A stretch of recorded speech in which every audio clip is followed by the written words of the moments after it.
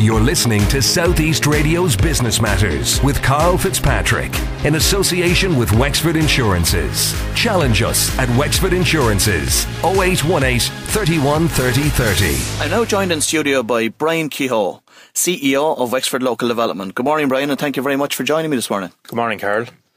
Brian, the reason I've asked you to join me in the studio this morning is to discuss the conference next Tuesday about the problem of youth unemployment in County Wexford. What prompted you to organise such a conference? Well, Karl, the statistics show that nationally the rate of unemployment among our youth increased by 74% between 2007 and 2011. And Wexford, unfortunately, currently has the third highest rate of unemployment in Ireland. And I suppose as a company, part of what we do is we try to get not just young people, but people who are unemployed back into the workforce. So we felt that there was an opportunity or a need to bring people together to see could we come up with ideas about how to address this situation. And who's the target audience for this particular event? The target audience, we've invited young people themselves because I think sometimes we hold conferences or seminars and we forget to invite the people we're trying to help in the first place. So we've a lot of young people who will be coming. We've invited the service providers, other agencies like ourselves. We've invited community organisations who work with young people. So there's that kind of a mix. As you stated earlier, Wexford has the third highest rate of unemployment amongst 15 to 24-year-olds in the country. In comparison to other counties, are there any particular reasons as to why Wexford has such a high rate of youth unemployment? We suspect, Karl, that one of the main reasons is that a lot of our young people, particularly in the good times, were involved in the construction sector, and that was particularly badly hit. So therefore, a lot of those young people were left unemployed. Coupled with that, then, we have a very high rate of early school leaving in Wexford. Again, I think it's about the third highest in the country, and that is obviously a factor as well because, statistics are there to show that when people leave school early, they're less likely to get a job later in life. Has any research been done in relation to why we have such a major problem with early school leavers? No, I suppose, again, traditionally, Wexford had a very strong agricultural sector. Tourism was strong. We had a strong manufacturing base. And what a lot of people will say is that because you had those sectors there, maybe there wasn't the same necessity or urgency to go to third level, maybe that there was in other counties in the west of Ireland. So I think a lot of it is to do with a tradition in the county where there was a lot of employment, and that's no longer there. So I think we need to change that attitude. How many people are you expecting at next week's conference, and what will the percentage of, let's say, youth unemployed versus business people be at the conference itself? Well, at the moment we're up to about 160, Karl, which is way beyond what we expected. But it's not really about numbers. It's more about, what ideas people have and how we can kind of harness those ideas. When you mention employers, Karl, we actually haven't really invited employers to this particular conference because for us it's really the first step in a process. And what we want to do with this conference is find out what the problems are, particularly from young people's perspective. Look at the services that are there. How do they cater for young people? So what we plan to do is, it may not be a conference, but we plan to sit down with employers, which is a kind of a next step to this. The conference refers to the category of the unemployed as the missing generation. So what adverse effects can unemployment have on the youth in County Wexford? It has an effect on people's mental health. It has an effect on their life opportunities, their ability to earn an income. And, you can see very quickly once somebody is unemployed, after 12 months, their circumstances can really go downhill. So, it's for the individual, but it's also for society in general, because the more people that are unemployed, they can have a negative knock-on effect for things like, crime and so on. Who can we expect to hear from at the conference, and what topics will they be addressing? Yeah, well, we've two, I suppose, guest speakers. We have John Lonergan, who was the governor of Mountjoy for about 20 years, and he's very passionate about young people and giving opportunities to young people, and he's obviously well aware of what happens when young people don't have opportunities. We also have Brian O'Brien, who is the head of policy with the Irish National Organisation for the Unemployed, and Brian will give an overview of the changes in support services that are there for young people, because there are a lot of changes coming down the tracks with the integration of the false employment services into social protection. So Breed will outline what those changes are and what they will mean for young people. Brian, what's been done on a local level to connect young people to their workplace currently? Well, there's a lot happening at local level, Karl. One example would be Youth Train, which is an initiative that's being managed by Paul O'Brien. And Paul is actually a guest speaker at the seminar, and he will talk about what their approach in Youth Train has been to try and connect young people with the workplace, offer them placements and so on. I know that Wexford Local Development is responsible for looking after the local employment service as well. And what has been your experience with dealing with youth unemployment through that particular initiative? And how do you think youth deal with rejection when it comes to job applications? Yeah, well, the local employment service, we would deal with about 4,000 people every year that come through the door. Obviously, many of those are young people. I suppose they're not dealt with any differently, except because the service is the same for everybody. But our mediators are highly trained, and they would be well aware that young people have particular issues, and they're particularly conscious that they can take setbacks a lot more seriously maybe than other people who are more hardened. So we're very conscious of that. I suppose one of the things we want to see from the conference are ideas about how we can offer young people more placements, because some of the feedback, or a lot of the feedback that we get, and we're doing some research at the moment to back this up, is young people tell us that they can't get a work placement because they don't have any experience. So it's a real chicken and egg situation. The employer says they don't want to take them on because they don't have any experience. So if we could try and crack that one itself, Karl, it would be worthwhile having the conference. It's like the old adage of going into a nightclub. You can't come in unless you're a regular. Yeah, it's a bit like that, but it takes a bit of work, and Paul has done some great work there with Youth Train. There are some other initiatives out there, but the next step for us would be to sit down with employers and see, can we develop a work placement scheme that wouldn't just support the young person, but also support the employer, because I think we forget sometimes that it's a big responsibility for an employer to take on a young person who maybe hasn't all the skills that they might like them to have. So what's the objective of the conference itself? What do you hope to get out of it? It's really back to ideas, Karl. We want it to be positive. It's not about, having a go at whatever services are there, although we'd welcome feedback on the services that are there and how we can improve them. But I think ultimately it's about good ideas as to how we can, whether it be improve those services, develop a work placement programme, or it might be even to develop a new policy and to influence government, because certainly there are very few schemes out there nationally that address the particular issues that young people have who are unemployed. The schemes tend to cater for everybody who's unemployed. Where do you think the opportunities lie for these cohort of 8,000 people if they were to seek employment across County Wexford? What particular sectors do you think stand out as those that have opportunities within them? There are sectors that show some growth, and it's anecdotal, but you take tourism. Certainly in Wexford Local Development, we've seen more businesses start up in the tourism sector.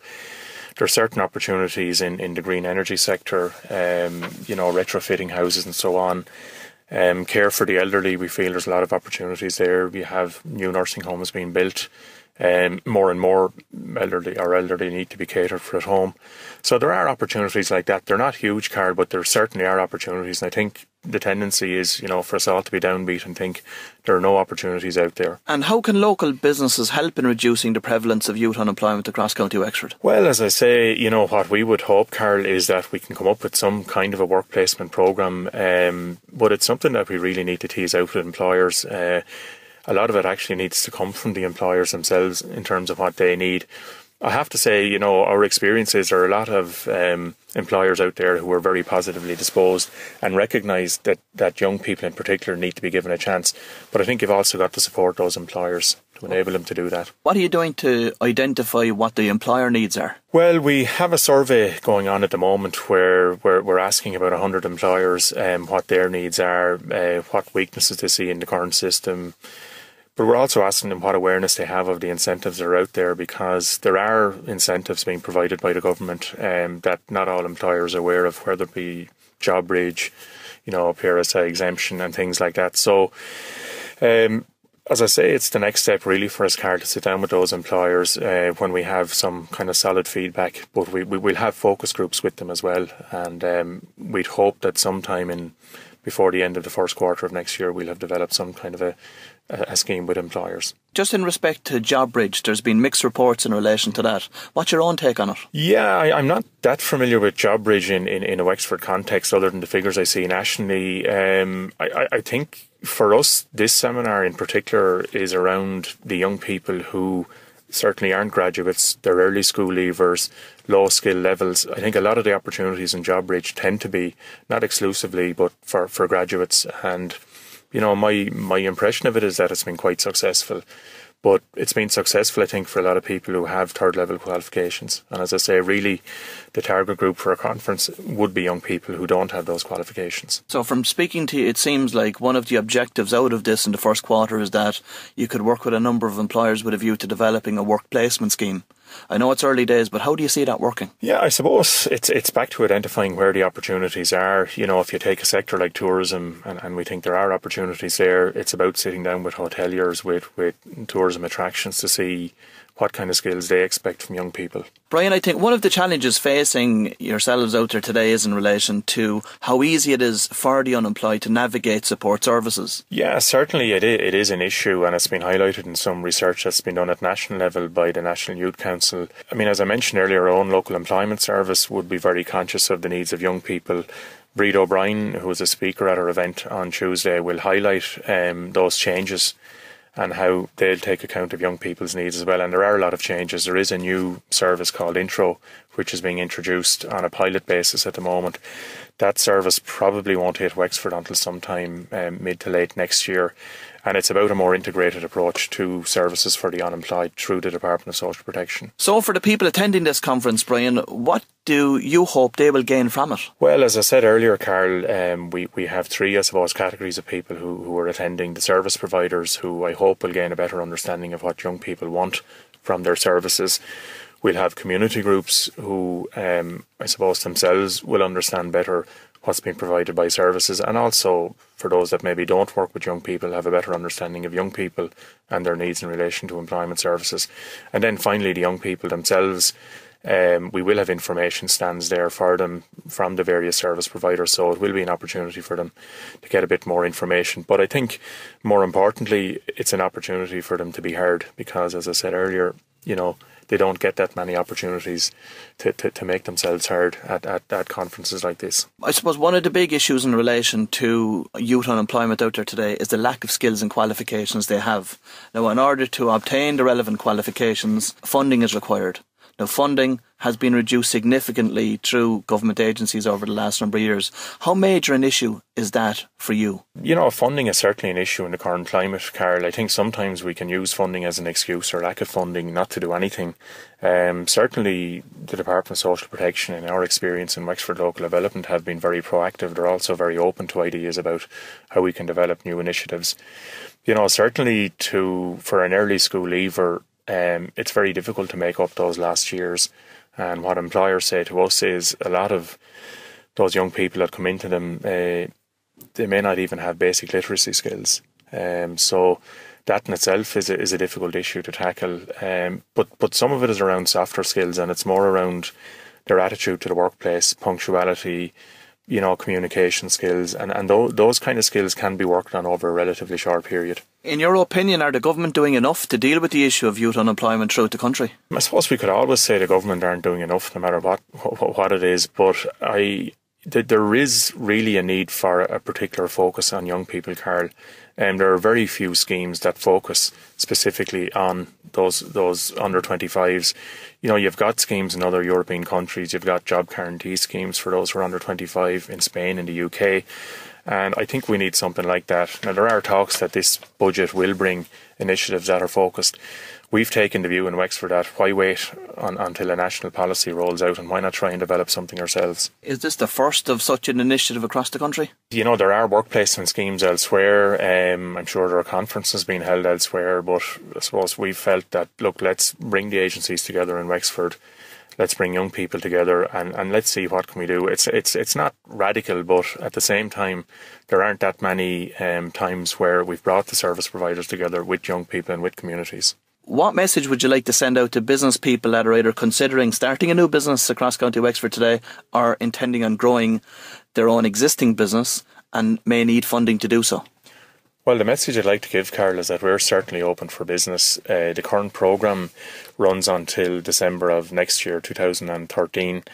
What I would say to businesses is, or people who have a business idea, I would encourage them to come in the earlier half of the year. the funding won't be as certain in the second half of the year, because we may well have allocated a lot of our budget. So I would encourage people to come in early in the new year with ideas. And finally, please provide our listeners with information regarding the details of the conference to confront youth unemployment in County Wexford that's taking place next Tuesday. The conference, Karl, takes place in the Talbot Hotel in Wexford, and it's on Tuesday the 27th of November, and we're starting at 9:15 and it will run until 1:15. Okay, and there's an open invitation for anyone to attend that? Certainly there's an open invitation. I would encourage people to register with us in advance, because, as I said earlier, we've a lot of people interested. And if I could give you our contact details, our telephone number is 053 9155 800, and if I could ask people to register with Anne Curtin, or alternatively they can register by email at info@wld.ie. Well, Brian, it's been a very insightful interview. I'd like to thank you for coming in to speak to us this morning, and I wish you every success with next Tuesday's conference. You're listening to South East Radio's Business Matters with Karl Fitzpatrick in association with Wexford Insurances. Think Wexford Insurances for your business insurance.